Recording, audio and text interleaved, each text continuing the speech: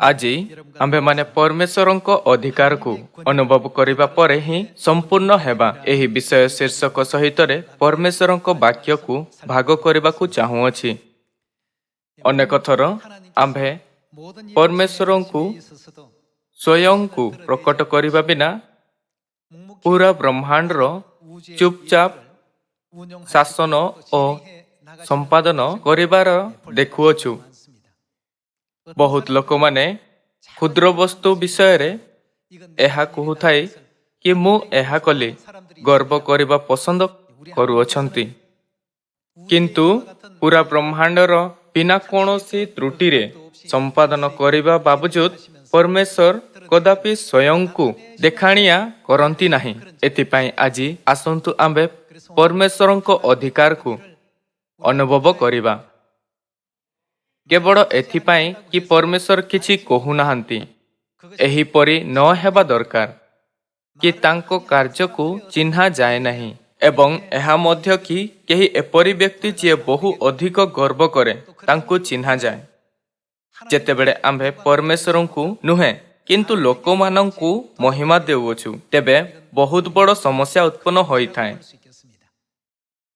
ଆମ୍ଭେମାନେ ଏହା କଦାପି ନ ଭୁଲିବା ଉଚିତ କି ଅନ୍ତିମ ଦିନରେ ଉଦ୍ଧାରର କାର୍ଯ୍ୟ ମନୁଷ୍ୟ ଦ୍ୱାରା ନୁହେଁ କିନ୍ତୁ ପରମେଶ୍ୱରଙ୍କ ଦ୍ୱାରା ପରିଚାଳିତ କରାଯାଉଅଛି। ପରମେଶ୍ୱର ସେ ଅଟନ୍ତି ଯିଏ ଚର୍ଚ୍ଚର ନେତୃତ୍ୱ ଓ ସୁସମାଚାର ଏବଂ ଉଦ୍ଧାରର କାର୍ଯ୍ୟକୁ ନେତୃତ୍ୱ କରୁଅଛନ୍ତି। ଲମ୍ବା ସମୟ ପୂର୍ବରୁ ଇଂଲଣ୍ଡରେ କ୍ୟାନ୍ୟୁଟ ନାମକ ଜଣେ ରାଜା ଥିଲା। ସେ ନା ହିଁ କେବଳ ଅନେକ ଦେଶ ଉପରେ ବିଜୟ ପ୍ରାପ୍ତ କଲା, କିନ୍ତୁ ବହୁତ ହିଁ ଅନୁଗ୍ରହ ଓ ବୁଦ୍ଧି ସହିତ ଆପଣା ରାଜ୍ୟରେ ଶାସନ କଲା। ଯେଉଁ ସମୟରେ ତାହାର ଅଧିକାରୀ ଓ ଲୋକମାନେ ତାଙ୍କୁ ସାକ୍ଷାତ ହେଉଥିଲେ, ତେବେ ସେମାନେ ସର୍ବଦା ତାହାର ବହୁତ ପ୍ରଶଂସା କରୁଥିଲେ। ଓ ରାଜା, ଆପଣ ମହାନ ଅଟନ୍ତି, ଆପଣ ଭଲ ଅଟନ୍ତି, ଆପଣ ଯାହା ବି ନିଷ୍ପତ୍ତି ନିଅନ୍ତି ସବୁକିଛି ଆପଣଙ୍କ ପାଳନ କରୁଅଛି। ପୁରା ଦୁନିଆରେ ଆପଣଙ୍କ ଶବ୍ଦରେ ଥରି ଉଠୁଛି। ଏମିତିକି ପ୍ରକୃତି ମଧ୍ୟ ଆପଣଙ୍କୁ ଭୟ କରୁଅଛି ଓ ଆପଣଙ୍କ କଥା ମାନୁଅଛି। ଆପଣଙ୍କ ପାଖରେ ସମସ୍ତ ଅଧିକାର ଅଛି ଓ ଆପଣ ଇତିହାସରେ କୌଣସି ବି ଅନ୍ୟ ରାଜାମାନଙ୍କ ମଧ୍ୟରୁ ମହାନ ଅଟନ୍ତି। ଆପଣ ସମସ୍ତ ଲୋକମାନଙ୍କ ଠାରୁ ପ୍ରଶଂସା ପାଇବାର ଯୋଗ୍ୟ ଅଟନ୍ତି। ଯେତେବେଳେ ବି ଅଧିକାରୀ ରାଜା ସହିତ ସାକ୍ଷାତ ହେଉଥିଲେ, ଏହି ପ୍ରକାର ସେମାନେ କପଟତା ପ୍ରଶଂସା କରୁଥିଲେ। ରାଜା ଏହି ବିଷୟରେ ବହୁତ ଭାବିବାରେ ଲାଗିଲା। ପ୍ରଥମେ ତ ଏହି ଶବ୍ଦ ଶୁଣିବାରେ ମଧୁର ଲାଗୁଥିଲା, କିନ୍ତୁ ରାଜା ପ୍ରତ୍ୟେକ ସଭାରେ କପଟତା ପ୍ରଶଂସା କରିବାର ଶୁଣିଲେ। ଦିନେ ରାଜା ଆପଣା ଅଧିକାରୀମାନଙ୍କୁ ଏକ ଭଲ ଶିକ୍ଷା ଦେବାକୁ ଚାହୁଁଥିଲା। ତେବେ ରାଜା ସେମାନଙ୍କୁ ପଚାରିଲେ, ମୁଁ ସମୁଦ୍ରର ତଟକୁ ଯିବାକୁ ଚାହିଁବି, କ'ଣ ଆପଣମାନେ ମୋ ସହିତ ଆସିବେ? ସମସ୍ତେ କହିଲେ, ଅବଶ୍ୟ, ଆମ୍ଭେମାନେ ଆପଣଙ୍କ ପାଳନ କରିବୁ। ଆଉ ସମୁଦ୍ର ତଟକୁ ଗଲେ। ସମୁଦ୍ରର ତଟ ଆଡ଼କୁ ଯାଉଥାଇ ରାଜା ଆପଣା ସିଂହାସନକୁ ମଧ୍ୟ ଆଣିବା ପାଇଁ ଆଜ୍ଞା ଦେଲେ। ସମୁଦ୍ର ତଟରେ ଢେଉ ବାରମ୍ବାର କୂଳକୁ ଆସୁଥିଲା। ସେହି ସମୟରେ ରାଜା ଆପଣା ଅଧିକାରୀମାନଙ୍କୁ ପଚାରିଲେ, କ'ଣ ଆପଣମାନଙ୍କୁ ଲାଗୁଅଛି କି ମୁଁ ଆପଣା ଶବ୍ଦର ସହିତ ଢେଉକୁ ଅଟକାଇ ପାରିବି? ସମସ୍ତ ଅଧିକାରୀ ସ୍ତମ୍ଭିତ ହୋଇ ଓ ଭୟଭୀତ ହୋଇଗଲେ, କାରଣ ସେମାନଙ୍କୁ ଆପଣା କପଟତାର ଶବ୍ଦ ଏବଂ କାର୍ଯ୍ୟକୁ ସ୍ମରଣ ହେଲା, ଯାହା ସେମାନେ ରାଜାକୁ ସବୁବେଳେ କହୁଥିଲେ। ସେମାନେ କଦାପି ଅପେକ୍ଷା କରିନଥିଲେ କି ରାଜା ଏପରି ପ୍ରଶ୍ନ କରିବେ। ଯେତେବେଳେ ରାଜା ପଚାରିଲା, କ'ଣ ସମୁଦ୍ର ମୋ ବାକ୍ୟର ପାଳନ କରିବ? ସେମାନେ କହିପାରିବେ ନାହିଁ, କାରଣ ସେ ପର୍ଯ୍ୟନ୍ତ ସେମାନେ ରାଜାକୁ କହିଥିଲେ, ସମସ୍ତ ପ୍ରକୃତି, ମନୁଷ୍ୟ ଓ ଅଧିକାରୀ ଆପଣଙ୍କ କଥା ମାନନ୍ତି। ଏଥିପାଇଁ ସେମାନେ ଏକ ସଙ୍ଗରେ କହିଲେ, ସବୁକିଛି ଆପଣଙ୍କ ବାକ୍ୟର ପାଳନ କରୁଅଛି। ଏପର୍ଯ୍ୟନ୍ତ କି ଏହି ସମୁଦ୍ର ମଧ୍ୟ। ତାହା ଶୁଣିବା ପରେ ରାଜା ଅଧିକାରୀମାନଙ୍କୁ କହିଲା କି ସେମାନେ ସମୁଦ୍ର କୂଳରେ ତାହାର ସିଂହାସନ ସ୍ଥାପିତ କରନ୍ତୁ। ଆଉ ସେ ବସିଗଲା ଓ ସମୁଦ୍ରକୁ କହିଲା, ଜୁଆର ମୋ ପାଖକୁ ଆସ ନାହିଁ, ତରଙ୍ଗ ଏବେ ଆଉ ଅଧିକ ଘୂରିବ ନାହିଁ। ଯଦି ହିଁ ରାଜା ତାହା ଆଜ୍ଞା ଦେଲେ, କିନ୍ତୁ ଜୁଆର ପୂର୍ବଠୁ ମଧ୍ୟ ଅଧିକ ତୀବ୍ରତାରେ ତାଙ୍କ ନିକଟକୁ ଆସିବାରେ ଲାଗିଲା। ଶେଷରେ ଜୁଆର ରାଜାର ପାଦ ଆଉ କପଡ଼ାକୁ ଓଦା କରିବା ସହିତ ତାହାର ସିଂହାସନ ପର୍ଯ୍ୟନ୍ତ ମଧ୍ୟ ପହଞ୍ଚିଗଲା। ସମସ୍ତ ଅଧିକାରୀ ଏହା ନ ଜାଣି କି ସେମାନଙ୍କୁ କ'ଣ କରିବାର ଅଛି ଆଉ କେମିତି ପ୍ରତିକ୍ରିୟା କରିବାର ଅଛି ଭୟଭୀତ ହୋଇଗଲେ। ସେ ପର୍ଯ୍ୟନ୍ତ ସେମାନେ ସର୍ବଦା ରାଜାକୁ କପଟତା କରିବା ସହିତ କହିଲେ, ସବୁକିଛି ଆପଣଙ୍କ ଆଜ୍ଞାର ପାଳନ କରନ୍ତି, ଏପର୍ଯ୍ୟନ୍ତ କି ପ୍ରକୃତି, ମନୁଷ୍ୟ ଓ ସମସ୍ତ ଅଧିକାରୀ ମଧ୍ୟ। କିନ୍ତୁ ରାଜାଙ୍କ ଆଜ୍ଞା ଦେବା ପରେ ମଧ୍ୟ ଜୁଆର ଲଗାତାର ଆସିବାରେ ଲାଗିଲା। ସେହି ସମୟରେ ରାଜା ଆପଣା ଅଧିକାରୀଙ୍କୁ କହିଲେ, ଆପଣମାନେ ମୋତେ ମହାନ ଅଧିକାରୀ ବ୍ୟକ୍ତିଙ୍କ ରୂପରେ ସମ୍ମାନିତ କରିଛନ୍ତି, କିନ୍ତୁ ଏପରି ଅନେକ ବସ୍ତୁ ଅଛି ଯାହା ମୁଁ ଏହି ଦୁନିଆରେ କରିପାରିବି ନାହିଁ। ପ୍ରକୃତି ମୋ ଆଜ୍ଞା ପାଳନ କରେ ନାହିଁ, କିନ୍ତୁ ଆଉ ଏକ ମହାନ ରାଜା ଅଛନ୍ତି ଯାହାଙ୍କର ଆଜ୍ଞା ଏହି ପାଳନ କରେ। ତାହାଙ୍କ ଆଜ୍ଞାରେ ଏହି ସମୁଦ୍ର ଓ ଜୁଆର ଅଟକିଯାଏ। ଏବେଠାରୁ ସେହି ରାଜାଙ୍କ ନିମନ୍ତେ ଆପଣ ପ୍ରଶଂସା ସଞ୍ଚୟ କରି ରଖ। ଜଣେ ରାଜା ଅଛି ଯେ ଆପଣା ବାକ୍ୟ ଦ୍ୱାରା ସମୁଦ୍ର ଓ ଜୁଆରକୁ ମଧ୍ୟ ଅଟକାଇ ପାରିବ। ଆପଣଙ୍କୁ କ'ଣ ଲାଗୁଅଛି କି ସେହି ରାଜା କିଏ ଅଟନ୍ତି? ଭାଇ ଓ ଭଉଣୀମାନେ, ଆମ୍ଭମାନଙ୍କୁ ପରମେଶ୍ୱରଙ୍କ ଅଧିକାର ତଳେ ଅସ୍ଥାୟୀ ରୂପରେ ଅଧିକାର ଦିଆଯାଇଅଛି। ଯଦି ପରମେଶ୍ୱର କୌଣସି ରାଜାକୁ ଅଧିକାର ନ ଦିଅନ୍ତି, ତେବେ ତାହାର ରାଜ୍ୟ କେତେ ମଧ୍ୟ ମହାନ କାହିଁକି ନ ହେଉ, ସେ ରାଜା ଭାବରେ ଭୂମିକା ପୂରା କରିପାରିବ ନାହିଁ। କିନ୍ତୁ ଜଣେ ରାଜା ଅଛନ୍ତି କି ପୁରା ବ୍ରହ୍ମାଣ୍ଡ ତାହାର ଆଜ୍ଞାକୁ ପାଳନ କରେ। ସେ ପରମେଶ୍ୱର ଅଟନ୍ତି। ତାହା ହେଲେ କ'ଣ ଆମ୍ଭେମାନେ ପ୍ରତ୍ୟେକ ସମୟ ତାଙ୍କୁ ମହିମା ଓ ପ୍ରଶଂସା ନ ଦେବା ଉଚିତ? ମୋତେ ଜଣାଅଛି କି ରାଜା କ୍ୟାନ୍ୟୁଟ ଏହି କାରଣରୁ ପରମେଶ୍ୱରଙ୍କ ଦ୍ୱାରା ବହୁତ ଧନ୍ୟ ଥିଲେ। ଯେତେବେଳେ ଆମ୍ଭେ ବିଶ୍ୱାସର ଜୀବନରେ ଚାଲୁଅଛୁ, ତେବେ ଆମ୍ଭେ ଏହି କଥା ଉପରେ ହର୍ଷିତ ନ ହେବା ଉଚିତ କି ଆମ୍ଭେମାନେ ଅନ୍ୟମାନଙ୍କ ଠାରୁ ପ୍ରଶଂସା ପାଉଅଛୁ। ଏହା ବ୍ୟତୀତ ଆମ୍ଭେମାନେ ସର୍ବଦା ଏହା ଭାବିବା ଉଚିତ କି ଏହି ପ୍ରଶଂସା କେଉଁଠାରୁ ଆସୁଅଛି ଏବଂ ପରମେଶ୍ୱରଙ୍କୁ ମହିମା, ଅଧିକାର ଓ ଶକ୍ତି ଆଉ ଅଧିକ ଦେବା ଦରକାର। ଯେତେବେଳେ ଆମ୍ଭେ ପରମେଶ୍ୱରଙ୍କ ଅଧିକାରକୁ ଅନୁଭବ କରୁଅଛୁ, ତେବେ ଆମ୍ଭମାନଙ୍କ ବିଶ୍ୱାସର ଜୀବନ ସମ୍ପୂର୍ଣ୍ଣ ହୋଇଯିବ ଓ ତାହା ଶେଷ ପର୍ଯ୍ୟନ୍ତ ଦୃଢ଼ ରହିବ। ଯଦି ହିଁ ରାଜା କ୍ୟାନ୍ୟୁଟ ଜଣେ ମହାନ ରାଜା ଥିଲା, କିନ୍ତୁ ସେ ଜୁଆରକୁ ରୋକି ପାରିଲା ନାହିଁ। କିନ୍ତୁ 2000 ବର୍ଷ ପୂର୍ବେ ଯୀଶୁ ସମୁଦ୍ର ଓ ଜୁଆରର କ'ଣ କଲେ? ଯୀଶୁ ତାହା ସୁସ୍ଥିର କଲେ। ସେ ପାଣି ଉପରେ ଚାଲିବାର ମଧ୍ୟ ଆପଣା ଶିଷ୍ୟମାନଙ୍କୁ ଦେଖାଇଲେ କି ସେ ପୁରା ବ୍ରହ୍ମାଣ୍ଡର ରାଜା ଅଟନ୍ତି। ଆସନ୍ତୁ ଆମ୍ଭେମାନେ ଯିଶାୟ ଅଧ୍ୟାୟ 51 ପଦ 12କୁ ଯିବା। ଯେ ତୁମ୍ଭମାନଙ୍କୁ ସାନ୍ତ୍ୱନା କରନ୍ତି, ସେ ଆମ୍ଭେ ହିଁ ଅଟୁ।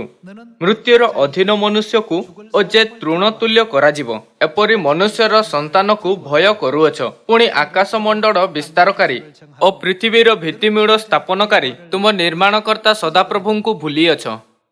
ଉପଦ୍ରବୀ ବିନାଶ କରିବାକୁ ଉଦ୍ୟତ ହେବାବେଳେ ତାହାର କୋପ ସକାଶୁ ଦିନଯାକ ନିରନ୍ତର ଭୟ କରୁଅଛ। ଯେ ତୁମ୍ଭେ ତ କିଏ, ଆଉ ସେ ଉପଦ୍ରବୀର କୋପ କାହିଁ? ନିର୍ବାସିତ ବନ୍ଦୀ ଶୀଘ୍ର ମୁକ୍ତ ହେବ, ପୁଣି ସେ ମରି କର୍ତ୍ତକୁ ଯିବ ନାହିଁ, ଅଥବା ତାହାର ଖାଦ୍ୟର ଅଭାବ ହେବ ନାହିଁ। କାରଣ କଲ୍ଲୋଳ ସକଳ ଗର୍ଜନ କରିବା ନିମନ୍ତେ ଯେ ସମୁଦ୍ରକୁ ବ୍ୟସ୍ତ କରନ୍ତି, ଆମ୍ଭେ ହିଁ ସଦାପ୍ରଭୁ ତୁମ୍ଭ ପରମେଶ୍ୱର ଅଟୁ। ତାହାଙ୍କର ନାମ ସୈନ୍ୟାଧିପତି ସଦାପ୍ରଭୁ। ଯେତେବେଳେ ଆପଣ ଯିଶାୟ 51କୁ ପଢୁଛନ୍ତି, ତେବେ ଏହା ଲେଖାଯାଇଅଛି, କାରଣ କଲ୍ଲୋଳ ସକଳ ଗର୍ଜନ କରିବା ନିମନ୍ତେ ଯେ ସଦାପ୍ରଭୁଙ୍କୁ ବ୍ୟସ୍ତ କରନ୍ତି, ଆମ୍ଭେ ସେହି ସଦାପ୍ରଭୁ ତୁମ୍ଭ ପରମେଶ୍ୱର ଅଟୁ। ତାହାଙ୍କର ନାମ ସୈନ୍ୟାଧିପତି ସଦାପ୍ରଭୁ। ରାଜା କେନ୍ୟୁଟ୍ ଅନୁଭବ କଲେ କି ପୃଥିବୀରେ ତାଙ୍କୁ କେବଳ ସୀମିତ ସ୍ଥାନରେ ଏକ ଛୋଟ ଦେଶରେ ଶାସନ କରିବା ପାଇଁ ପରମେଶ୍ୱରଙ୍କ ଠାରୁ ଅଧିକାର ଦିଆଯାଇଅଛି, ଆଉ ଜୁଆରକୁ ରୋକିବା ନିମନ୍ତେ ତାହା ପାଖରେ ଅଧିକାର ନଥିଲା। ଭାଇ ଓ ଭଉଣୀମାନେ, ଯଦି ହିଁ ଆମ୍ଭମାନଙ୍କ ପାଖରେ ଏତେ କ୍ଷୁଦ୍ର ଶକ୍ତି ଓ ଅଧିକାର ଅଛି, କିନ୍ତୁ ଯଦି ଆମ୍ଭେମାନେ ଭୁଲରେ ଭାବିଥାଉ କି ଆମ୍ଭମାନଙ୍କ ପାଖରେ ମହାନ ଅଧିକାର ଅଛି, ତେବେ ଆମ୍ଭେ ପରମେଶ୍ୱରଙ୍କ ଅନନ୍ତ ମହିମାକୁ ବୁଝିବାରେ ସକ୍ଷମ ହେବା ନାହିଁ। ପରମେଶ୍ୱରଙ୍କ ପାଖରେ ସମୁଦ୍ରକୁ ଦୋହଲାଇ ଦେବାର ଅଧିକାର ଅଛି, ଯାହାଦ୍ୱାରା ଏହାର ତରଙ୍ଗରେ ଗର୍ଜନ ହୋଇଥାଏ। ପରମେଶ୍ୱରଙ୍କ ପାଖରେ ଆମମାନଙ୍କ ଆତ୍ମାକୁ ମୃତ୍ୟୁରୁ ରକ୍ଷା ଓ ଆମ୍ଭମାନଙ୍କ ଆତ୍ମାକୁ ନଷ୍ଟ କରିବାର ମଧ୍ୟ ଅଧିକାର ଅଛି। ଆସନ୍ତୁ ଆମ୍ଭେ ଲୁକ ଅଧ୍ୟାୟ 12 ପଦ 2ରେ ଯିବା। କିନ୍ତୁ ଯାହା ପ୍ରକାଶିତ ନ ହେବ ଏପରି ଆଚ୍ଛାଦିତ କିଛି ନାହିଁ, ଆଉ ଯାହା ଜଣା ନ ଯିବ ଏପରି ଗୁପ୍ତ କିଛି ନାହିଁ। ଅତଏବ ତୁମ୍ଭେମାନେ ଯାହା ଯାହା ଅନ୍ଧକାରରେ କହିଅଛ, ସେହି ସବୁ ଆଲୋକରେ ଶୁଣାଯିବ। ପୁଣି ଯାହା ଗୁପ୍ତ କୋଠରୀରେ ଗୋପନରେ କହିଅଛ, ତାହା ଘର ଛାତ ଉପରେ ଘୋଷଣା କରାଯିବ। କିନ୍ତୁ ମୋର ବନ୍ଧୁ ଯେ ତୁମ୍ଭମାନଙ୍କୁ ମୁଁ କହୁଅଛି, ଯେଉଁମାନେ ଶରୀରକୁ ବଧ କରନ୍ତି, ମାତ୍ର ତାହା ପରେ ଆଉ କିଛି କରିପାରନ୍ତି ନାହିଁ, ସେମାନଙ୍କୁ ଭୟ କର ନାହିଁ। କିନ୍ତୁ କାହାକୁ ଭୟ କରିବ, ତାହା ମୁଁ ତୁମ୍ଭମାନଙ୍କୁ ଜଣାଇବି। ବଧ କଲା ଉତ୍ତାରେ ନରକରେ ନିକ୍ଷେପ କରିବା ନିମନ୍ତେ ଯାହାଙ୍କର ଅଧିକାର ଅଛି, ତାହାଙ୍କୁ ଭୟ କର। ହଁ, ମୁଁ ତୁମ୍ଭମାନଙ୍କୁ ସତ୍ୟ କହୁଅଛି, ତାହାଙ୍କୁ ଭୟ କର। ପରମେଶ୍ୱର ଆମମାନଙ୍କୁ ଏହି ତଥ୍ୟ ନିମନ୍ତେ ଜାଗ୍ରତ କରୁଅଛନ୍ତି କି ଆମ୍ଭେମାନେ ସେହି ଲୋକମାନଙ୍କୁ ଭୟ ନ କରିବା ଉଚିତ, ଯେଉଁମାନେ କେବଳ ଆମ୍ଭମାନଙ୍କ ଶରୀରକୁ ବଧ କରିପାରିବେ। କିନ୍ତୁ ପରମେଶ୍ୱରଙ୍କୁ ଭୟ କରିବା ଉଚିତ, ଯାହାଙ୍କ ପାଖରେ ଶରୀର ଓ ଆତ୍ମା ଦୁହେଁ ନଷ୍ଟ କରିବାର ଅଧିକାର ଅଛି। ଆସନ୍ତୁ ଆମ୍ଭେମାନେ ଯିଶାୟ ଅଧ୍ୟାୟ 40 ପଦ 21କୁ ଯିବା। ତୁମ୍ଭେମାନେ କି ଜାଣିନାହଁ? ତୁମ୍ଭେମାନେ କି ଶୁଣିନାହଁ? ଆଦ୍ୟକାଳରୁ କି ତୁମ୍ଭମାନଙ୍କୁ ଜ୍ଞାତ କରାଯାଇ ନାହିଁ? ପୃଥିବୀର ପତନଠାରୁ କି ତୁମ୍ଭେମାନେ ବୁଝିନାହଁ? ସେ ଭୂମଣ୍ଡଳର ଉପରେ ଉପବିଷ୍ଟ ଓ ତନ୍ନିବାସୀଗଣ ଫଳିଙ୍ଗ ସ୍ୱରୂପ। ସେ ଚନ୍ଦ୍ରାତପ ତୁଲ୍ୟ ଆକାଶ ମଣ୍ଡଳ ପ୍ରସାରନ୍ତି, ପୁଣି ବସତି ନିମନ୍ତେ ତମ୍ବୁ ତୁଲ୍ୟ ତାହା ବିସ୍ତାରନ୍ତି। ସେ ଭୂପତିମାନଙ୍କୁ ଅକିଞ୍ଚିତ କରନ୍ତି, ସେ ପୃଥିବୀର ବିଚାରକର୍ତ୍ତାମାନଙ୍କୁ ଅବସ୍ତୁବତ କରନ୍ତି। ହଁ, ସେମାନେ ରୋପିତ ହୋଇନାହାନ୍ତି, ହଁ ସେମାନେ ବୁଣା ଯାଇ ନାହାନ୍ତି, ହଁ ସେମାନଙ୍କ ଗଣ୍ଡିର ଚେର ଭୂମିରେ ମାଡ଼ି ନାହିଁ। ଆହୁରି ସେ ସେମାନଙ୍କ ଉପରେ ଫୁଙ୍କ ଦିଅନ୍ତି, ତହିଁରେ ସେମାନେ ଶୁଷ୍କ ହୁଅନ୍ତି ଓ ଘୂର୍ଣ୍ଣିବାୟୁ ନଡ଼ା ପରି ସେମାନଙ୍କୁ ଉଡ଼ାଇ ନିଏ। ଏହେତୁ ସେହି ଧର୍ମସ୍ୱରୂପ କହନ୍ତି, ଆମ୍ଭେ ଯାହାର ସମାନ ହୋଇପାରିବୁ, ଏପରି କାହା ସଙ୍ଗରେ ତୁମ୍ଭେମାନେ ଆମ୍ଭର ଉପମା ଦେବ? ଉର୍ଦ୍ଧ୍ୱଦୃଷ୍ଟି କରି ଦେଖ, ଏ ସମସ୍ତଙ୍କୁ କିଏ ସୃଷ୍ଟି କରିଅଛନ୍ତି? ସେ ସୈନ୍ୟ ସମୂହର ନ୍ୟାୟ ସଂଖ୍ୟାନୁସାରେ ସେମାନଙ୍କୁ ବାହାର କରି ଆଣନ୍ତି। ସେ ସମସ୍ତର ନାମ ଧରି ସେମାନଙ୍କୁ ଡାକନ୍ତି। ତାହାଙ୍କ ପରାକ୍ରମର ମହାତ୍ମା ଦ୍ୱାରା ଓ ସେ ଶକ୍ତିର ପ୍ରବଳ ହେବା ସକାଶୁ ସେମାନଙ୍କର ଗୋଟିଏ ଅନୁପସ୍ଥିତ ହୁଏ ନାହିଁ।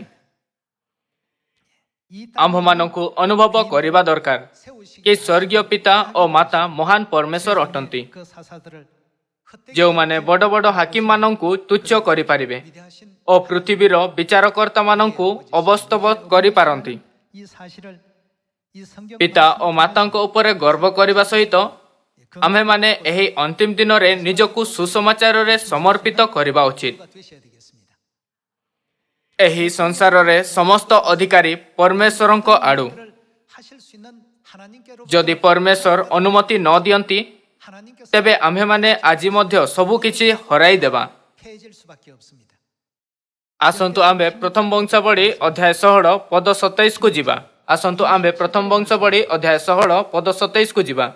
ସମ୍ଭ୍ରମ ଓ ପ୍ରଭାବ ତାହାଙ୍କର ଅଗ୍ରବର୍ତ୍ତୀ, ଶକ୍ତି ଓ ଆହ୍ଲାଦ ତାହାଙ୍କ ସ୍ଥାନରେ ବିଦ୍ୟମାନ। ହେ ନାନା ଦେଶୀୟ ଗୋଷ୍ଠୀ ସମୂହ, ସଦାପ୍ରଭୁଙ୍କ କୀର୍ତ୍ତନ କର। ସଦାପ୍ରଭୁଙ୍କ ଗୌରବ ଓ ପରାକ୍ରମର କୀର୍ତ୍ତନ କର। ସଦାପ୍ରଭୁଙ୍କ ନାମରେ ଯଥୋଚିତ ଗୌରବ କୀର୍ତ୍ତନ କର। ନୈବେଦ୍ୟ ଆଣ ଓ ତାହାଙ୍କ ଛାମୁକୁ ଆସ। ପବିତ୍ରତାର ସୌନ୍ଦର୍ଯ୍ୟରେ ସଦାପ୍ରଭୁଙ୍କର ଭଜନା କର। ସମୁଦାୟ ପୃଥିବୀ ତାହାଙ୍କ ଛାମୁରେ କମ୍ପମାନ ହୁଅ। ଜଗତ ସୁସ୍ଥିର, ତାହା ବିଚଳିତ ନହିବ। ଆକାଶ ମଣ୍ଡଳ ଆନନ୍ଦିତ ହେଉ ଓ ପୃଥିବୀ ଉଲ୍ଲାସ କରୁ। ଆଉ ଲୋକମାନେ ଦେଶ ସମୂହ ମଧ୍ୟରେ କୁହନ୍ତୁ, ସଦାପ୍ରଭୁ ରାଜ୍ୟ କରନ୍ତି। ସମୁଦ୍ର ଓ ତହିଁର ପୂର୍ଣ୍ଣତା ଗର୍ଜନ କରୁ। କ୍ଷେତ୍ର ଓ ତନ୍ମଧ୍ୟସ୍ଥ ସକଳ ଜୟଧ୍ୱନି କରନ୍ତୁ। ସେତେବେଳେ ବନସ୍ଥ ବୃକ୍ଷ ଶ୍ରେଣୀ ସଦାପ୍ରଭୁଙ୍କ ସମ୍ମୁଖରେ ଆନନ୍ଦରେ ଗାନ କରିବେ। କାରଣ ସେ ପୃଥିବୀର ବିଚାର କରିବାକୁ ଆସୁଅଛନ୍ତି। ସଦାପ୍ରଭୁଙ୍କର ଧନ୍ୟବାଦ କର, କାରଣ ସେ ମଙ୍ଗଳମୟ, ତାହାଙ୍କ ଦୟା ଅନନ୍ତକାଳ ସ୍ଥାୟୀ। ଆଉ ତୁମ୍ଭେମାନେ କୁହ, ହେ ଆମମାନଙ୍କ ପରିତ୍ରାଣର ପରମେଶ୍ୱର, ଆମ୍ଭମାନଙ୍କୁ ତ୍ରାଣ କର, ଆମ୍ଭମାନଙ୍କୁ ସଂଗ୍ରହ କର ଓ ଦେଶୀୟମାନଙ୍କ ଠାରୁ ଆମ୍ଭମାନଙ୍କୁ ଉଦ୍ଧାର କର। ତହିଁରେ ଆମ୍ଭେମାନେ ତୁମ୍ଭ ପବିତ୍ର ନାମର ଧନ୍ୟବାଦ କରିବା ଓ ତୁମ୍ଭ ପ୍ରଶଂସାରେ ଜୟଧ୍ୱନି କରିବା। ଅନାଦି କାଳରୁ ଅନନ୍ତ କାଳ ପର୍ଯ୍ୟନ୍ତ ସଦାପ୍ରଭୁ ଇସ୍ରାଏଲର ପରମେଶ୍ୱର ଧନ୍ୟ ହେଉନ୍ତୁ। ଏଥିରେ ସମଗ୍ର ଲୋକ କହିଲେ ଆମେନ୍। ସଦାପ୍ରଭୁଙ୍କର ପ୍ରଶଂସା କଲେ। ପରମେଶ୍ୱର ଏହି ବାକ୍ୟ ଦ୍ୱାରା ଅନୁଭବ କରିବାକୁ ଦେଉଅଛନ୍ତି କି ସେ ସର୍ବଦା ପ୍ରଶଂସା, ମହିମା ଓ ଆଦର ପ୍ରାପ୍ତ କରିବା ନିମନ୍ତେ ଅଧିକାରପୂର୍ଣ୍ଣ ପଦରେ ଅଛନ୍ତି। ଏପରି ଲୋକମାନେ ଥିଲେ ଯେଉଁମାନେ ପରମେଶ୍ୱରଙ୍କ ଅଧିକାରକୁ ଅନୁଭବ କରିବା ପରେ ପୂର୍ଣ୍ଣ ହୋଇଗଲେ। ସେଥିମଧ୍ୟରୁ ଦାଉଦ ଜଣେ ଥିଲେ। କେବଳ ସେ ନୁହେଁ, କିନ୍ତୁ ରାଜା ନବୁକଦନେସର ମଧ୍ୟ ସେଥିମଧ୍ୟରୁ ଜଣେ ଥିଲେ। ଆସନ୍ତୁ ଆମ୍ଭେମାନେ ଦାନିଏଲ ଅଧ୍ୟାୟ 4 ପଦ 28କୁ ଯିବା। ରାଜା ନବୁକଦନେସର ପ୍ରତି ଏସବୁ ଘଟିଲା 12 ମାସରେ ଶେଷରେ ସେ ବାବିଲର ରାଜପ୍ରସାଦରେ ବୁଲୁଥିଲା। ରାଜା ନବୁକଦନେସର ବାବିଲର ରାଜା ଥିଲା, ଯିଏ ସେହି ସମୟ ପୃଥିବୀରେ ସବୁଠାରୁ ଶକ୍ତିଶାଳୀ ରାଜା ଥିଲା। ଲୋକମାନେ ତାହାଙ୍କୁ ରାଜାମାନଙ୍କର ରାଜା କହୁଥିଲେ। ରାଜା ଏହି କଥା କହିଲା, ମୁଁ ଆପଣା ବଳର ପ୍ରଭାବରେ ଓ ଆପଣା ପ୍ରତାପର ମହିମା ନିମନ୍ତେ ରାଜଧାନୀ କରିବା ପାଇଁ ଯାହା ନିର୍ମାଣ କରିଅଛି, ଏହି କି ସେହି ମହତୀ ବାବିଲ ନୁହେଁ? ସେ ଭାବିଲା, ଏ ସମସ୍ତ ଗୌରବମୟ ବସ୍ତୁ ମୋ ଦ୍ୱାରା ସୃଷ୍ଟି କରାଯାଇଥିଲା ଓ ମୋ ଦ୍ୱାରା ନିର୍ମାଣ କରାଯାଇଥିଲା। କଣ ମୁଁ ସେ ନୁହେଁ ଯିଏ ସବୁ କିଛି କରିଅଛି? ଆପଣା ସଫଳତାକୁ ଦେଖି ତାହାକୁ ନିଜ ଉପରେ ବହୁତ ଗର୍ବ ଥିଲା। କିନ୍ତୁ ଆସନ୍ତୁ ଆମ୍ଭେମାନେ ପଦ 31 ପଢ଼ିବା। ରାଜାର ମୁଖରେ ଏହି କଥା ଥାଉ ଥାଉ ଏହି ସ୍ୱର୍ଗୀୟ ବାଣୀ ହେଲା, ହେ ରାଜନ ନବୁକଦନେସର, ତୁମ୍ଭକୁ ଏହି କଥା କୁହାଯାଉଅଛି, ତୁମ୍ଭଠାରୁ ରାଜ୍ୟ ଗଲା। ଯଦି ହିଁ ସେ ପରମେଶ୍ୱର ହିଁ ଥିଲେ, ଯିଏ ତାହାର ସବୁ କିଛି ପୂରା କରିବାରେ ନେତୃତ୍ୱ କଲେ। କିନ୍ତୁ ରାଜା ନବୁକଦନେସର ତାହା ଭାବି ପାରିଲା ନାହିଁ। ପଦ 32, ପୁଣି ତୁମେ ମନୁଷ୍ୟଙ୍କ ମଧ୍ୟରୁ ଦୂରୀକୃତ ହେବ ଓ କ୍ଷେତ୍ରସ୍ଥ ପଶୁମାନଙ୍କ ସଙ୍ଗରେ ତୁମ୍ଭର ବସତି ହେବ। ବଳଦ ନ୍ୟାୟ ତୁମ୍ଭକୁ ତୃଣଭୋଜି କରାଯିବ। ଏହି ରୂପେ ତୁମ୍ଭ ଉପରେ 7 କାଳ ବହିଯିବ। ଶେଷରେ ଯେ ସର୍ବପରିସ୍ଥ, ସେ ଯେ ମନୁଷ୍ୟମାନଙ୍କ ରାଜ୍ୟରେ କର୍ତ୍ତୃତ୍ୱ କରନ୍ତି ଓ ଯାହାକୁ ତାହାଙ୍କ ଇଚ୍ଛା ତାହାକୁ ସେ ତାହା ଦିଅନ୍ତି, ଏହା ତୁମ୍ଭେ ଜାଣିବ। ସେହି ଦଣ୍ଡରେ ନବୁକଦନେସର ପ୍ରତି ସେହି କଥା ସଫଳ ହେଲା। ଆଉ ସେ ମନୁଷ୍ୟଙ୍କ ମଧ୍ୟରୁ ଦୂରୀକୃତ ହୋଇ ବଳଦ ନ୍ୟାୟ ତୃଣଭୋଜନ କଲା। ଆଉ ତାହାର ଶରୀର ଆକାଶର କାକରରେ ତିନ୍ତିଲା। ଶେଷରେ ତାହାର କେଶ ଉତ୍କର୍ଷ ପକ୍ଷୀର ପର ତୁଲ୍ୟ ଓ ତାହାର ନଖ ପକ୍ଷୀର ନଖ ତୁଲ୍ୟ ବଢ଼ିଲା। ସେତେବେଳେ ରାଜା ନବୁକଦନେସର ଏହି ବାକ୍ୟ ମୁଖରୁ ବାହାରିବା କି ସେ ଆପଣା ଦ୍ୱାରା ସମସ୍ତ ଗୌରବମୟ ବସ୍ତୁ ପ୍ରାପ୍ତ କରିଅଛି। ତେବେ ଆକାଶରୁ ବାଣୀ ହେଲା, କାରଣ ତୁମ୍ଭେ କହିଲ କି ସବୁ କିଛି ତୁମ୍ଭ ଦ୍ୱାରା କରାଯାଇଥିଲା। ତେବେ ଦେଖ କି ତୁମ୍ଭେ ଆପଣା କ୍ଷମତାରୁ ସବୁ କିଛି କରିପାରିବ ବା ନୁହେଁ। ସେହି ସମୟରୁ ପରମେଶ୍ୱର ତାହାର ସାହାଯ୍ୟ କରିବା ବନ୍ଦ କରିଦେଲେ, କାରଣ ସେ ପରମେଶ୍ୱର ଠାରୁ ସହାୟତା ପ୍ରାପ୍ତ କରିପାରିନଥାନ୍ତା। ତେବେ ରାଜା ନବୁକଦନେସର ପଶୁଙ୍କ ଆତ୍ମା ପ୍ରାପ୍ତ କଲା, ଆଉ 7 ବର୍ଷ ପର୍ଯ୍ୟନ୍ତ ଗୋଟିଏ ପଶୁଙ୍କ ପରି କ୍ଷେତ୍ରରେ ଆପଣା ଜୀବନ ବ୍ୟତୀତ କଲା। ସେ ଏକ ପଶୁ ସମାନ ଘାସ ଚରିବାରେ ଲାଗିଲା। ଯେତେବେଳେ ପରମେଶ୍ୱରଙ୍କ ଆତ୍ମା ତାହାକୁ ଛାଡ଼ିଦେଲା, ତେବେ ସେ ଏପରି ହୋଇଗଲା। ଭାଇ ଓ ଭଉଣୀମାନେ, ଆମ୍ଭେମାନେ ଯାହା ସବୁ କିଛି କରିଅଛୁ, ପରମେଶ୍ୱର ପଛରୁ ଆମ୍ଭମାନଙ୍କ ଦେଖାଶୁଣା କରନ୍ତି ଓ ଆମ୍ଭମାନଙ୍କ ନେତୃତ୍ୱ କରୁଛନ୍ତି।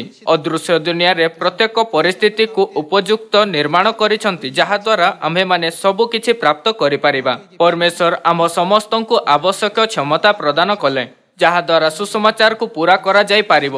ପରମେଶ୍ୱର ଆମ୍ଭମାନଙ୍କ ନିମନ୍ତେ ପ୍ରତ୍ୟେକ କାମ କରୁଅଛନ୍ତି। ଯେତେବେଳେ ରାଜା ନବୁକଦନେସର ଚିନ୍ତା କଲା କି ସେ ଆପଣା ଶକ୍ତି ଦ୍ୱାରା ସମସ୍ତ କିଛି ପ୍ରାପ୍ତ କରିନେଇଛି, ସେତେବେଳେ ସେ ତୁରନ୍ତ ପଶୁର ଆତ୍ମା ପ୍ରାପ୍ତ କରିନେଲା, ଆଉ ତାହାର ସିଂହାସନ ତାହାଠାରୁ ଛଡ଼ାଇ ନିଆଗଲା। ତାହାପରେ ସେ 7 ବର୍ଷ ପର୍ଯ୍ୟନ୍ତ କ୍ଷେତ୍ରରେ ରହିଲା, ଆଉ ବଳଦ ପରି ଘାସ ଚରିଲା ଓ ରାତ୍ରିରେ କ୍ଷେତ୍ରରେ ଶୋଉଥିଲା। ତାହାର ଶରୀର ଆକାଶର ଶିଶିରରେ ଭିଜୁଥିଲା। ତାହାର କେଶ ବଢ଼ିଗଲା ଓ ତାହାର ନଖ ପକ୍ଷୀମାନଙ୍କ ପରତୁଲ୍ୟ ବଢ଼ିଗଲା। ସିଧା ଶବ୍ଦରେ କହିବା, ତେବେ ସେ ପାଗଳ ହୋଇଗଲା। ପଦ 33। ସେହି ଦଣ୍ଡରେ ନବୁକଦନେସର ପ୍ରତି ସେହି କଥା ସଫଳ ହେଲା। ସେ ମନୁଷ୍ୟଙ୍କ ମଧ୍ୟରୁ ଦୃଢ଼ୀକୃତ ହୋଇ ବଳଦ ନ୍ୟାୟ ତୃଣ ଭୋଜନ କଲା, ଆଉ ତାହାର ଶରୀର ଆକାଶର କାକରରେ ତିନ୍ତିଲା। ଶେଷରେ ତାହାର କେଶ ଉତ୍କର୍ଷ ପକ୍ଷୀର ପରତୁଲ୍ୟ ଓ ତାହାର ନଖ ପକ୍ଷୀର ନଖତୁଲ୍ୟ ବଢ଼ିଲା। ପଦ 34। ଅନନ୍ତର ସମୟ ଶେଷରେ ମୁଁ ନବୁକଦନେସର ସ୍ୱର୍ଗ ଆଡ଼େ ଊର୍ଦ୍ଧ୍ୱଦୃଷ୍ଟି କଲି। ତହିଁରେ ମୋର ବୁଦ୍ଧି ମୋ କତିକୁ ଫେରି ଆସିଲା। ଏହି ଭାଗରେ ମୋର ବୁଦ୍ଧି ମୋ କତିକୁ ଫେରି ଆସିଲା। ଆମ୍ଭମାନଙ୍କୁ ଚିନ୍ତା କରିବା ଦରକାର କି ତାହାର ବୁଦ୍ଧି କେମିତି ଫେରି ଆସିଲା। ତହୁଁ ମୁଁ ସର୍ବପରିସ୍ଥିତଙ୍କର ଧନ୍ୟବାଦ କଲି। ସର୍ବପରିସ୍ଥିତ କିଏ ଅଟନ୍ତି? ସେ ପରମେଶ୍ୱର ଅଟନ୍ତି। ଓ ଯେ ଅନନ୍ତ ଜୀବୀ, ତାହାଙ୍କର ପ୍ରଶଂସା ଓ ସମାଦର କଲି। କାରଣ ତାହାଙ୍କର କର୍ତ୍ତୃତ୍ୱ ଅନନ୍ତକାଳୀନ ଓ ତାହାଙ୍କର ରାଜ୍ୟ ପୁରୁଷାନୁକ୍ରମେ ଥାଏ। ପୁଣି ପୃଥିବୀ ନିବାସୀ ସମସ୍ତ ଅବସ୍ତୁ ତୁଲ୍ୟ ଗଣିତ, ଆଉ ସେ ସ୍ୱର୍ଗୀୟ ସୈନ୍ୟଗଣ ମଧ୍ୟରେ ଓ ପୃଥିବୀର ନିବାସୀଗଣର ମଧ୍ୟରେ ଆପଣା ଇଚ୍ଛାନୁସାରେ କାର୍ଯ୍ୟ କରନ୍ତି, ଆଉ କେହି ତାହାଙ୍କ ହସ୍ତ ସ୍ଥଗିତ କରି ନପାରେ। ତୁମେ କ'ଣ କରୁଅଛ, ଏହା ତାହାଙ୍କୁ କହି ନପାରେ। ସେହି ସମୟରେ ମୋ ବୁଦ୍ଧି ଓ ମୋ କତିକୁ ଫେରି ଆସିଲା, ଓ ମୋ ରାଜ୍ୟର ଗୌରବ ନିମନ୍ତେ ମୋର ପ୍ରତାପ ଓ ତେଜ ମୋ କତିକୁ ଫେରି ଆସିଲା। ତହିଁରେ ମୋ ମନ୍ତ୍ରୀ ଓ ଅମାତ୍ୟଗଣ ମୋର ଅନ୍ୱେଷଣ କଲେ। ପୁଣି ମୁଁ ଆପଣା ରାଜ୍ୟରେ ସ୍ଥାପିତ ହେଲି ଓ ମୋର ମହିମା ଅତିଶୟ ବୃଦ୍ଧି ପାଇଲା। ଏଣୁ ମୁଁ ନବୁକଦନେସର ସେହି ସ୍ୱର୍ଗସ୍ଥ ରାଜାଙ୍କର ପ୍ରଶଂସା ପ୍ରତିଷ୍ଠା ଓ ସମାଦର କରୁଅଛି, କାରଣ ତାହାଙ୍କର ସକଳ କ୍ରିୟା ସତ୍ୟ ଓ ତାହାଙ୍କର ପଥ ସକଳ ନ୍ୟାୟ। ପୁଣି ଯେଉଁମାନେ ଗର୍ବାଚରଣ କରନ୍ତି ସେମାନଙ୍କୁ ନତ କରିବାକୁ ତାହାଙ୍କର କ୍ଷମତା ଅଛି। ବାଇବଲ ଆମମାନଙ୍କୁ ଏହି ପ୍ରକାର ଶିକ୍ଷା ଦିଏ। ଯେତେବେଳେ ଆମେ ପରମେଶ୍ୱରଙ୍କ ଅଧିକାରକୁ ଅନୁଭବ କରିଥାଉ, ସେତେବେଳେ ଆମେ ସମ୍ପୂର୍ଣ୍ଣ ହେବା। କିନ୍ତୁ ରାଜା ନବୁକଦନେସରଙ୍କୁ ଏହାର ଅନୁଭବ ନଥିଲା। ସେ ଚିନ୍ତା କଲା କି ସେ ନିଜେ ବାବିଲକୁ ମହାନ ରାଜ୍ୟ କରିଅଛି। ଯେତେବେଳେ ସେ ଏପରି ଚିନ୍ତା କଲା, ସେତେବେଳେ ପରମେଶ୍ୱରଙ୍କ ମହିମା ତାଙ୍କୁ ତୁରନ୍ତ ଛାଡ଼ିଦେଲା। ତାହା ପଶ୍ଚାତ ତାହାର ଅଧିକାରୀମାନେ ତାଙ୍କୁ ତ୍ୟାଗ କରିଦେଲେ ଓ ତାହାଙ୍କୁ ସିଂହାସନରୁ ବିତାଡ଼ିତ କରାଗଲା। ସେ 7 ବର୍ଷ ପର୍ଯ୍ୟନ୍ତ ଏକ ପଶୁ ତୁଲ୍ୟ ରହିଲା ଓ ଶେଷରେ ସେ ଏହା ଜାଣିଗଲା କି ସେ ପରମେଶ୍ୱର ଅଟନ୍ତି, ଯିଏକି ସମସ୍ତ ଦେଶ ଏପର୍ଯ୍ୟନ୍ତ କି ସମସ୍ତ ବ୍ରହ୍ମାଣ୍ଡକୁ ନିୟନ୍ତ୍ରଣ କରନ୍ତି। ବର୍ତ୍ତମାନ ତାହାକୁ ଏହି କଥାର ଅନୁଭବ ହେଲା। ତେବେ ତା ସହିତ କ'ଣ ହେଲା? ସେ ପୁନର୍ବାର ଆପଣା ହୋସରେ ଆସିଲା। ତାହାର ବୁଦ୍ଧି ନିଜ କତିକୁ ଫେରି ଆସିଲା। ଯେତେବେଳେ ସେ ଅନୁଭବ କଲା କି ସମସ୍ତ ଅଧିକାର ପରମେଶ୍ୱରଙ୍କ ଦ୍ୱାରା ଆସିଥାଏ, ସେତେବେଳେ ତାହାର ପରିସ୍ଥିତି ପୁନର୍ସ୍ଥାପିତ ହୋଇଗଲା। ପୁରାତନ ନିୟମର ସମୟରେ ଆୟୁବ ମଧ୍ୟ ସେହି ପ୍ରକାର ହିଁ ଥିଲା। ଆୟୁବକୁ ଶୟତାନର ଅନେକ ପରୀକ୍ଷଣର ସମ୍ମୁଖୀନ କରିବାକୁ ପଡ଼ିଲା। ସେ ସତରେ ବହୁତ ଦୁଃଖ ଉଠାଇଲା। ତାହାର ସମସ୍ତ ସମ୍ପତ୍ତି ଛଡ଼ାଇ ନିଆଗଲା, ଆଉ ସେ ରୋଗଗ୍ରସ୍ତରେ ପଡ଼ିଗଲା। ସେ ସେହି ପରିସ୍ଥିତିରେ ପରମେଶ୍ୱରଙ୍କୁ ତ୍ୟାଗ କରିପାରିଥାନ୍ତା, କିନ୍ତୁ ସେ ପରମେଶ୍ୱରଙ୍କୁ ତ୍ୟାଗ କଲା ନାହିଁ। ଯେତେବେଳେ ତାହାଙ୍କ ମିତ୍ର ତାଙ୍କୁ ଦେଖିବାକୁ ଆସିଲେ, ତେବେ କେବେ କେବେ ସେ ଆପଣା ମିତ୍ରମାନଙ୍କ ସହିତ ପରମେଶ୍ୱରଙ୍କ ବିଷୟରେ ଚିନ୍ତା ନ କରି କଥାବାର୍ତ୍ତା କଲେ। ଶେଷରେ ପରମେଶ୍ୱର ତାଙ୍କୁ ଶିଖାଇଲେ। ଆସନ୍ତୁ ଆମ୍ଭେ ଆୟୁବ ଅଧ୍ୟାୟ 37 ପଦ 14କୁ ଯିବା। ପରମେଶ୍ୱର ଏଲିହୁ ନାମର ଜଣେ ବ୍ୟକ୍ତିଙ୍କ ଦ୍ୱାରା ଆୟୁବଙ୍କୁ ନିଦ୍ରାରୁ ଉଠାଇଲେ। ହେ ଆୟୁବ, ଏଥିରେ କର୍ଣ୍ଣପାତ କର, ସ୍ଥିର ହୋଇ ଠିଆ ହୁଅ ଓ ପରମେଶ୍ୱରଙ୍କ ଆଶ୍ଚର୍ଯ୍ୟ କ୍ରିୟା ସବୁ ବିବେଚନା କର। ପରମେଶ୍ୱର କି ରୂପେ ସେମାନଙ୍କ ଉପରେ ଆପଣା ଆଜ୍ଞାଭାର ଥୁଅନ୍ତି ଓ ଆପଣା ମେଘର ବିଦ୍ୟୁତ୍ କି ଦୀପ୍ତିମାନ କରନ୍ତି, ଏହା କି ତୁମ୍ଭେ ଜାଣ? ତୁମେ କି ମେଘମାଳାର ସମତୈଳ ପରମ ଜ୍ଞାନୀଙ୍କର ଆଶ୍ଚର୍ଯ୍ୟ କ୍ରିୟା ସବୁ ଜାଣ? ଦକ୍ଷିଣ ବାୟୁ ସକାଶୁ ପୃଥିବୀ ସ୍ତବ୍ଧ ଥିବା ବେଳେ ତୁମ୍ଭର ବସ୍ତ୍ର କିପରି ଉଷ୍ଣ ହୁଏ? ତୁମେ କି ଛାଞ୍ଚରେ ଢଳା ଦର୍ପଣ ପରି ଦୃଢ଼ ଆକାଶମଣ୍ଡଳକୁ ତାହାଙ୍କ ସଙ୍ଗେ ବିଚାର କରିପାର? ତାହାଙ୍କୁ କ'ଣ କହିବ ତାହା ଆମ୍ଭକୁ ଶିଖାଅ, କାରଣ ଅନ୍ଧକାର ସକାଶୁ ଆମ୍ଭେମାନେ ଆପଣା କଥା ସଜାଇ ପାରୁନାହୁଁ। ମୁଁ କଥା କହିବାକୁ ଇଚ୍ଛା କରେ ବୋଲି କି ତାହାଙ୍କୁ କୁହାଯିବ, ଅବା କୌଣସି ମନୁଷ୍ୟ କି ଗ୍ରାସୀ ହୋଇଯିବାକୁ ଇଚ୍ଛା କରିବ? ଏଲିହୁ ଆୟୁବଙ୍କୁ ପରମେଶ୍ୱରଙ୍କ ଇଚ୍ଛା ବିଷୟରେ ଶିଖାଉଥିଲା। ଅଧ୍ୟାୟ 38। ଅନନ୍ତର ସଦାପ୍ରଭୁ ଘୂର୍ଣ୍ଣିବାୟୁ ମଧ୍ୟରୁ ଆୟୁବଙ୍କୁ ଉତ୍ତର ଦେଇ କହିଲେ, ଏ କିଏ ଯେ ଜ୍ଞାନ ରହିତ କଥା ଦ୍ୱାରା ମନ୍ତ୍ରଣାକୁ ଅନ୍ଧକାରମୟ କରୁଅଛି? ଏବେ ତୁମ୍ଭେ ବୀର ପରି ଆପଣା କଟି ବାନ୍ଧ, କାରଣ ଆମ୍ଭେ ତୁମକୁ ପ୍ରଶ୍ନ କରିବା ଓ ତୁମ୍ଭେ ଆମ୍ଭକୁ ବୁଝାଇ ଦିଅ।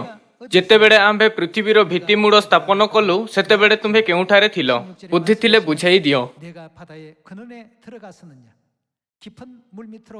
ଯେତେବେଳେ ଆପଣ ପଦ 16 ଅଧ୍ୟୟନ କରନ୍ତି, ତୁମ୍ଭେ କି ସମୁଦ୍ର ଝର ପର୍ଯ୍ୟନ୍ତ ପ୍ରବେଶ କରିଅଛ, ଅବା ତୁମ୍ଭେ କି ବାରିଧିର ଗୁପ୍ତସ୍ଥଳୀ ମାନଙ୍କରେ ଗତାୟାତ କରିଅଛ? ତୁମ୍ଭ ନିକଟରେ କି ମୃତ୍ୟୁର ଦ୍ୱାର ସବୁ ପ୍ରକାଶିତ ହୋଇଅଛି, ଅବା ତୁମ୍ଭେ କି ମୃତ୍ୟୁ ଛାୟାର ଦ୍ୱାର ସବୁ ଦେଖିଅଛ? ତୁମ୍ଭେ କି ପୃଥିବୀର ବିସ୍ତୃତି ବୁଝିଅଛ? ଏସବୁ ଯେବେ ଜାଣ, ପ୍ରକାଶ କର। ଦୀପ୍ତିର ବାସସ୍ଥାନକୁ ପଥ କାହିଁ ଓ ଅନ୍ଧକାରର ସ୍ଥାନ କେଉଁଠାରେ? ତୁମ୍ଭେ କି ତହିଁର ସୀମାକୁ ତାହାକୁ ନେଇପାର ଓ ତହିଁର ଗୃହପଥ କି ଚିହ୍ନିପାର? ଆସନ୍ତୁ ଆମ୍ଭେ ପଦ 24କୁ ଯିବା। କେଉଁ ପଥରେ ଦୀପ୍ତି ବିଭକ୍ତ ହୁଏ, ଅବା ପୂର୍ବୀୟ ବାୟୁ ପୃଥିବୀରେ ବ୍ୟାପ୍ତ ହୁଏ? ଜଳପ୍ଲାବନ ନିମନ୍ତେ ପ୍ରଣାଳୀ ଓ ମେଘଗର୍ଜନର ବିଦ୍ୟୁତ୍ ନିମନ୍ତେ ପଥ କାଟି କିଏ ପୃଥିବୀର ନିର୍ଜନ ସ୍ଥାନରେ ଓ ନରଶୂନ୍ୟ ପ୍ରାନ୍ତରେ ବର୍ଷାଇବାକୁ, ମରୁଭୂମି ଓ ଶୁଷ୍କ ସ୍ଥାନ ତୃପ୍ତ କରିବାକୁ ଓ କମଳ ତୃଣ ଅଙ୍କୁରିତ ହେବାକୁ ଦିଅନ୍ତି? ବୃଷ୍ଟିର କି ପିତା ଅଛି? ଅବା କିଏ ଶିଶିର ବିନ୍ଦୁ ସବୁ ଜାତ କରିଅଛି? କାହାର ଗର୍ଭରୁ ହିମାନି ନିର୍ଗତ ହୋଇଅଛି? ଓ କିଏ ଆକାଶରୁ ତୁଷାରକୁ ଜନ୍ମ ଦେଇଅଛି? ଜଳରାଶି ପ୍ରସ୍ତ ଗଚ୍ଛା ଗୀତ ହେଲା ପରି ହୁଏ ଓ ବାରଧିର ଉପରେ ଭାଗ ଜମାଟ ହୁଏ। ତୁମ୍ଭେ କି କୃତିକା ନକ୍ଷତ୍ରପୁଞ୍ଜ ବାନ୍ଧିପାର? ମୃଗ ଶୀର୍ଷର ବନ୍ଧନ ଫିଟାଇ ପାର? ପରମେଶ୍ୱର ଗୋଟି ଗୋଟି କରି ସମସ୍ତ ବ୍ରହ୍ମାଣ୍ଡର ସୃଷ୍ଟି ବିଷୟରେ ଆୟୁବଙ୍କୁ ଶିକ୍ଷା ଦେଉଥିଲେ। ଏସବୁ କେଉଁଠାରୁ ଆସିଲା ଓ ସବୁ କିଛି କେଉଁ ପ୍ରକାର ପ୍ରସ୍ତୁତ କରାଗଲା? ଓ ଶେଷରେ ଆୟୁବ ଆପଣା ଚେତା ଫେରି ଆସିଲା। ତେବେ ଆୟୁବ ପରମେଶ୍ୱରଙ୍କ ଅଧିକାରକୁ ବୁଝିବା ଆରମ୍ଭ କଲା। ସେହି ସମୟ ପର୍ଯ୍ୟନ୍ତ ଆୟୁବ କେବଳ ଆପଣା କଷ୍ଟ ଓ ଅସୁବିଧା ବିଷୟରେ ଚିନ୍ତା କରିଥିଲା। କିନ୍ତୁ ଯେତେବେଳେ ସେ ଅନୁଭବ କଲା କି ସମସ୍ତ କିଛି ଈଶ୍ୱରଙ୍କ ଠାରୁ ଆସିଥାଏ, ତେବେ ସେ ଅଧ୍ୟାୟ 42ରେ କହିଲେ କି ପରମେଶ୍ୱର ପଚାରିଲେ, ଏ କିଏ ଯେ ଜ୍ଞାନ ରହିତ କଥା ଦ୍ୱାରା ମନ୍ତ୍ରଣାକୁ ଅନ୍ଧକାରମୟ କରୁଅଛି? ଆପଣ ପରମେଶ୍ୱର ଅଟନ୍ତି, ଯେ ସମସ୍ତ ବ୍ରହ୍ମାଣ୍ଡର ମାଲିକ ଅଟନ୍ତି ଓ ତାହାର ପରିଚାଳନା ଓ ସଞ୍ଚାଳନ କରନ୍ତି। ମୁଁ ମୂର୍ଖ ଥିଲି। ଏହି ପ୍ରକାର ଆୟୁବଙ୍କୁ ପରମେଶ୍ୱରଙ୍କ ଅଧିକାରର ଅନୁଭବ ହେଲା ଓ ସେ ସମ୍ପୂର୍ଣ୍ଣ ହୋଇଗଲା। ତାହାପରେ ପରମେଶ୍ୱର ତାହାର ସମସ୍ତ ସମ୍ପତ୍ତିକୁ ପୁନରୁଦ୍ଧାର କରିଦେଲେ, ଏହା ପର୍ଯ୍ୟନ୍ତ କି ତାହାକୁ ପ୍ରଥମରୁ ଅଧିକ ସମୃଦ୍ଧ ପ୍ରାପ୍ତ କରିବାର ଆଶୀର୍ବାଦ ଦେଲେ। ଆମ୍ଭେ ଆୟୁବ ପୁସ୍ତକରେ ଦେଖିପାରିବା କି ତାହାର ଅନେକ ପୁତ୍ର ଓ କନ୍ୟା ଉତ୍ପନ୍ନ ହେଲେ। ଏହି ପ୍ରକାର ଆମ୍ଭକୁ ପରମେଶ୍ୱରଙ୍କ ଅଧିକାରକୁ କେବଳ ଏଥିପାଇଁ ନ ଭୁଲିବା ଉଚିତ, କାରଣ ପରମେଶ୍ୱର ସବୁଦିନ ନିଜ ବିଷୟରେ କହନ୍ତି ନାହିଁ। ଭାଇ ଓ ଭଉଣୀମାନେ, ଯେତେବେଳେ ଦାଉଦଙ୍କୁ ଏହି ବିଷୟର ଅନୁଭବ ହେଲା, ତେବେ ସେ ବୁଝିପାରିଲା କି ସମସ୍ତ କିଛି ପରମେଶ୍ୱରଙ୍କ ଠାରୁ ଆସିଥାଏ, ଆଉ କିଛି ମଧ୍ୟ ମନୁଷ୍ୟ ଦ୍ୱାରା କରାଯାଇ ପାରିବ ନାହିଁ। ଆୟୁବଙ୍କୁ ମଧ୍ୟ ଏହାର ଅନୁଭବ ହେଲା ଓ ଏହି ପ୍ରକାର ଭାବବାଦୀ ଜିସାୟଙ୍କୁ ମଧ୍ୟ ଅନୁଭବ ହେଲା। ଯିଏ ଏହାକୁ ଅନୁଭବ କରେ, ସେ ଆତ୍ମିକ ଦୁନିଆକୁ ଆହୁରି ଅଧିକ ଉଜ୍ଜଳ ଭାବେ ଦେଖିପାରିବ, ସମ୍ପୂର୍ଣ୍ଣ ହୋଇପାରିବ ଓ ଏକ ଧନ୍ୟ ଆତ୍ମିକ ଜୀବନ ପ୍ରାପ୍ତ କରିପାରିବ। ବାଇବେଲ ଆମ୍ଭମାନଙ୍କୁ ଏହା ଶିକ୍ଷା ଦେଇଥାଏ। ଯେତେବେଳେ ପ୍ରେରିତ ଯୋହନ ପ୍ରକାଶିତ ବାକ୍ୟ ପୁସ୍ତକରେ ସ୍ୱର୍ଗ ରାଜ୍ୟର ବର୍ଣ୍ଣନା କରିଥାଏ, ତେବେ ଯେଉଁମାନେ ରକ୍ଷା ପାଇବେ, ସେମାନେ ପରମେଶ୍ୱରଙ୍କ ସିଂହାସନର ଚତୁଃପାର୍ଶ୍ୱରେ ଛିଡ଼ା ହୁଅନ୍ତି ଓ ଲଗାତାର ପରମେଶ୍ୱରଙ୍କୁ କୁହନ୍ତି, ପବିତ୍ର ପବିତ୍ର, ଆପଣ ସର୍ବଶକ୍ତିମାନ ଅଟନ୍ତି, ଆପଣ ମହାନ ଅଟନ୍ତି। ପରମେଶ୍ୱର ଆମ୍ଭମାନଙ୍କୁ ପ୍ରେରିତ ଯୋହନଙ୍କ ଦ୍ୱାରା ଜାଣିବାକୁ ଦେଲେ କି ସେ କେବଳ ପରମେଶ୍ୱର ଅଟନ୍ତି, ଯାହାଙ୍କ ନିକଟରେ ସମସ୍ତ ଅଧିକାର, ମହିମା ଓ ଶକ୍ତି ଅଛି। ଏହି ପୃଥିବୀରେ ହୋଇପାରେ କି ଆପଣ ଅନ୍ୟମାନଙ୍କ ତୁଳନାରେ କ୍ଷୁଦ୍ର ବସ୍ତୁରେ ଅଧିକ ଭଲ ହେବେ ଅବା ଅନ୍ୟମାନଙ୍କ ତୁଳନାରେ ଉତ୍ତମ ପଦ ହେବେ। ତାହାଙ୍କ ବ୍ୟତୀତ ଆପଣଙ୍କୁ ଭୁଲରେ ଏହା ଚିନ୍ତା ନ କରିବା ଉଚିତ। କେହି ମଧ୍ୟ ମୋ ବିନା ଏହି କାର୍ଯ୍ୟ ସମ୍ପୂର୍ଣ୍ଣ କରିପାରିବ ନାହିଁ। କିଏ ଏହି ସୁସମାଚାରର ଓ ଆମମାନଙ୍କ ଜୀବନର ନେତୃତ୍ୱ କରୁଅଛନ୍ତି? ଜୀବନ, ମୃତ୍ୟୁ, ବିପତ୍ତି ଓ ଆଶିଷ କିଏ ସଞ୍ଚାଳିତ କରୁଅଛନ୍ତି? ସେ ପରମେଶ୍ୱର ଅଟନ୍ତି। ଆସନ୍ତୁ ଆମ୍ଭେ ନିଜକୁ ସ୍ମରଣ କରାଇବା କି ଯଦି ପରମେଶ୍ୱର ଆମ୍ଭମାନଙ୍କୁ ଅନୁମତି ନ ଦିଅନ୍ତି ତେବେ ଆମ୍ଭେ କୌଣସି ଆଶୀର୍ବାଦ ବା ଅନନ୍ତ ଜୀବନ ପ୍ରାପ୍ତ କରିପାରିବା ନାହିଁ। ଆମ୍ଭେମାନେ ରାଜା ନବୁକଦନେସର ପରି ଭୁଲ କେବେ ନ କରିବା ଉଚିତ। ପ୍ରଥମ ଚର୍ଚ୍ଚର ସଦସ୍ୟଙ୍କ ମଧ୍ୟରେ ଏପରି ପ୍ରତିନିଧି ଥିଲେ ଯେଉଁମାନେ ପରମେଶ୍ୱରଙ୍କ ଅଧିକାରକୁ ସଠିକ ଭାବରେ ବୁଝିପାରୁଥିଲେ। ସେମାନେ ମରିୟମ, ଜଖିୟ ଓ ସୁବେଦାର ଥିଲେ।